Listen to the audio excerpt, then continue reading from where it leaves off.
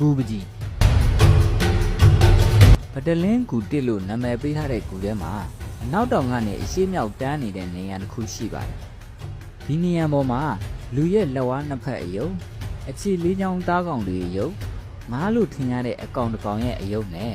နေရုပ်တရုပ်ကိုရေးထားခဲ့ကြပါတယ်။ဘာတွေနဲ့ရေးခဲ့လဲဆိုရင်မြေနီနဲ့ရေးထားတာပါ။အယုတ်ပေါ်အောင်ကောက်ကြောင်းယူပြီးတော့ကောက်ကြောင်းအတွင်းမှာစေးပိန်းတွင်းတဲ့နီးနဲ့ရေးခဲ့ပါတယ်ဒီရုပ်တွေကိုအကျိုးသမိုင်းခေတ်ကလူတွေပဲရေးခဲ့တယ်လို့ပြောနိုင်တာကဂူကစိမ့်ထွက်တဲ့ထုံးရည်ဟာအရုပ်ပေါ်မှာကြပါများပြီးထုံးကြောက်သားတစ်ထက်ပပထုံးနေတာကိုတွေ့ရတာကြောင့်ပါပဲ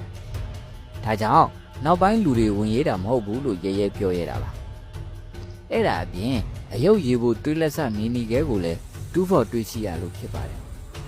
ရေးချဲတဲ့အရုပ်ဟာလည်းအကျိုးသမိုင်းကဒလေးတွေနဲ့ကိုက်ညီနေပါတယ်အရင်ခေါ်အတိုင်းသတ်မှတ်ပြောရရင်